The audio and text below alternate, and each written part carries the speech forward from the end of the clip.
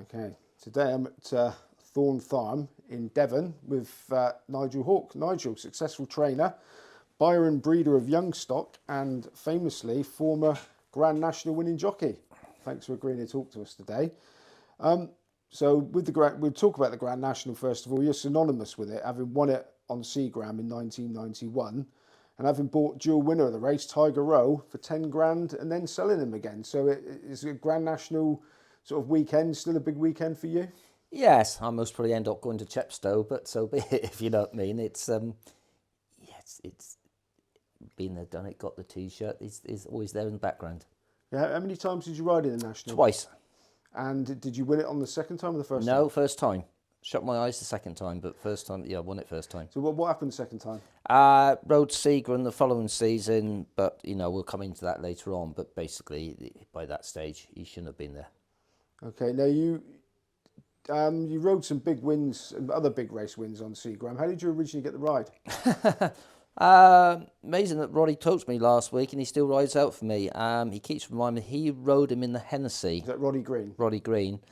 One season, and I think I dropped him off after that. And obviously we just gelled. He wasn't the biggest horse in the world, and he most probably, I would never say I was the greatest jockey, but he suited my style of riding, and we just clicked straight away. I think we won the big 4 mile chase at Cheltenham on New Year's Day, and end up winning I call it the Ritz, the big 3 mile handicap at Cheltenham Festival, with the race that used to be just after the Gold Cup, and gone from there. But we won the race and post chase. We won a lot of good races. And you went into the race as quite a fancied horse. Did you sort of allow yourself to even dream you might win it? Well, it's a lovely story. Remember at the time, I was still claiming at the time. The previous season, I had been beaten in the Ritz by Big Son and Richard Dunwoody. Basically, he outrode me, I think, and we only just got caught in the line. So following that, the pressure was on that season, 91 season, to win the race, because obviously we were always going to head towards the National, and to secure the ride, I needed to win at Cheltenham to secure a ride. Luckily, I did, and that was the pressure. The pressure was off after that. I mean, as we know, with the National, it can stop in one fence. So we were there to do our best and enjoy ourselves and win. Great, and luckily we did. Now, obviously you won it, but how much do you actually remember about the race? It was a long time ago. I obviously the fences have changed nowadays, but the most important thing to remember, and it's very true, you go hunting for the first circuit and race for the second circuit. I spent a lot of time with Jimmy Frost, who won it a couple of years before that on, I think, Lissopovia. Jimmy was a great help, because obviously it was my first ride in the National, but the basics of the race is very straightforward. As I say, it is getting travelling, getting jumping, and then get into the race. And for once, it worked a treat. Did you ever come near to falling?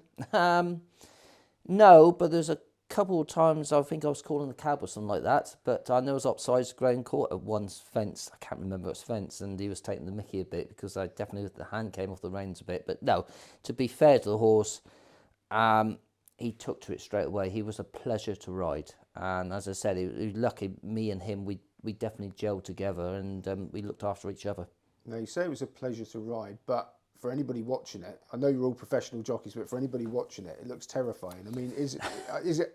Do jockeys get genuinely frightened in the race? I think they do. They shouldn't be doing it. I mean, remember, we're young and foolish by then, and I always say in this game, it's the day you start thinking about it too much. You shouldn't be doing it. It was just. It's every boyhood's dream to have a ride in the National. I remember as a kiddie, as a youngster, I used to watch the National on TV at home and then go out on the pony, going around the farm, jumping all the hedges and like that, pretend I was in the National boat. SF1's dream.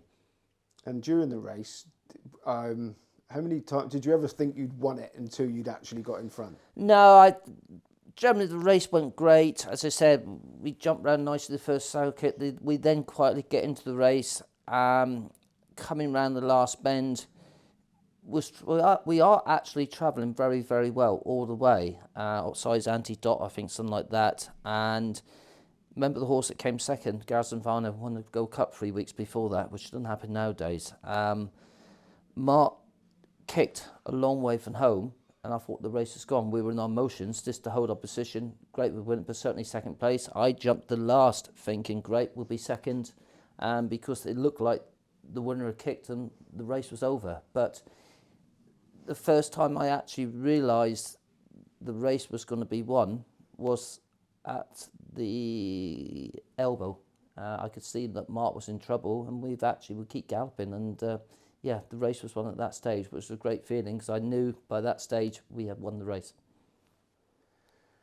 Just interesting watching. I've watched the. It's a bit like Crispin Red Rum that finish. Obviously the horses are absolutely knackered. I mean, how knackered are the jockeys at that point? Adrenaline is an amazing thing. Most probably, yeah, you are tired, but you win with shout. That's the last thing you think about. I think obviously, we said the other day, I think jockeys are far more fitter now than they used to be, but I promise you, you've got half a chance of winning a race like that. You go through the motions, you get too tired. And obviously, as it was fantastic for you, it must have been absolutely devastating for Mark Pittman. How was, did you sort of approach him after the race? Did you leave him be? I mean, how was he? Well, 30 odd years, he hasn't spoke to me since, but no, it's not quite true. That unfortunately is racing. I mean, obviously, it was hard for Mark because exactly the same thing happened to his father, but that's life, that's racing.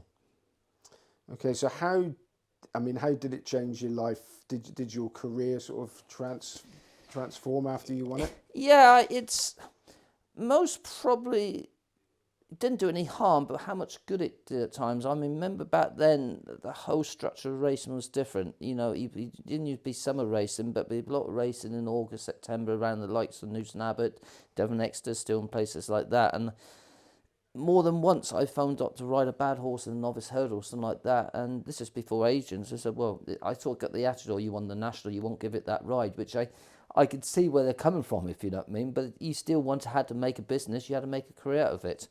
On the other side, for winning the national, it opened an awful lot of doors in other ways. As I said, I spent the next 2 summers in New Zealand, which was a fantastic experience for anybody. I rode in Russia, I won in Russia as well, which obviously for the national done it. I went to Singapore. I basically saw the world through winning the national. The way I was treated in New Zealand was unbelievable because obviously it was a New Zealand horse. So I think the trouble is when you're that young, you don't appreciate things as you should do. And looking back at now, I was a very lucky person at the time, but I was lucky because I took the chances and I appreciate it. So were people contacting you as the Grand National winning jockey, or did you say, I'm the Grand National winning jockey, can I do this? And they were... No, I think, obviously, to be fair, the New Zealand job came about because obviously David Barons at the time was doing a lot of work in New Zealand, importing horses and anything like that.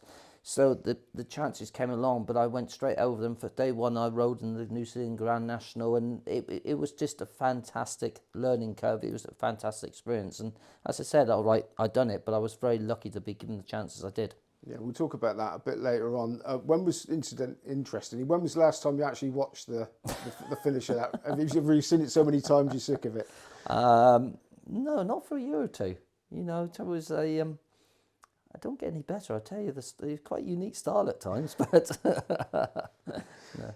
You're quite lucky because most people that get to watch it, poor Richard Pittman and Dick Francis when he was alive, it's all for the wrong reasons, wouldn't it? Yeah. At least you won it. And it was actually, I was saying earlier on, I listened on TV a couple of days about Dick Pittman when he got beat on Crisp, and I think that most probably was the best ever national ever when Red Bum just got on the line. And how he was talking about the race and everything was very true. He felt he lost the race halfway up, exactly the same as Mark at the elbow there, because he hit the horse. If he used hands and heels, he most probably would have won the race. And I think that comes back to the scenario about Sticks nowadays. He openly admitted if he kept hands and heels, he would have won the race, and I think he was right.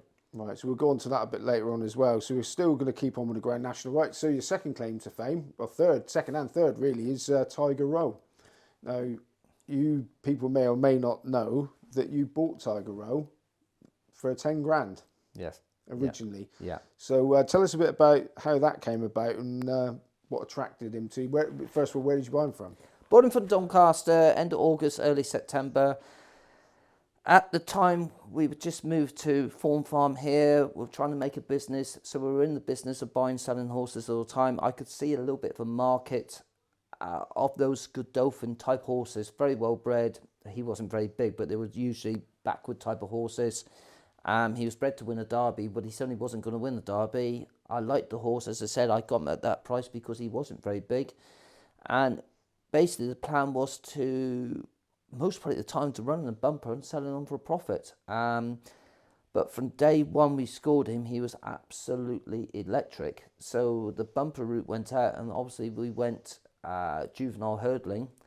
I thought at the time I found the worst race possible at Market Racing, but actually talking to Tim Easterby 2 years afterwards, the horse we beat was a very, very good horse, so the form was there to be seen.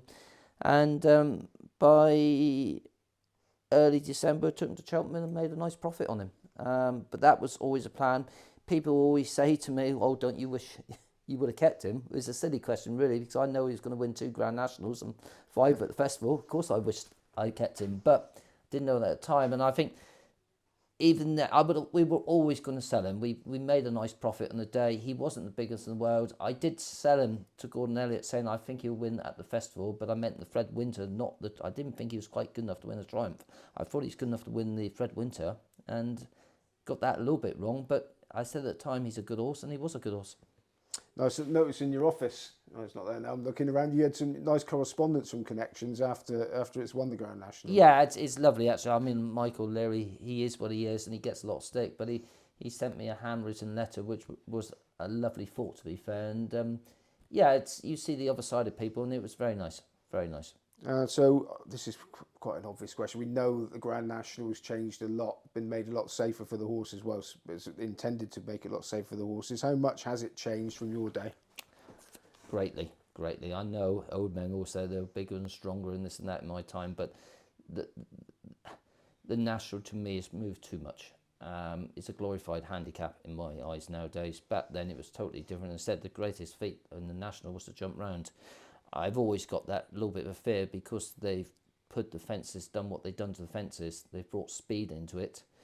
And the only thing causes real problems in our game is speed, which obviously they have done.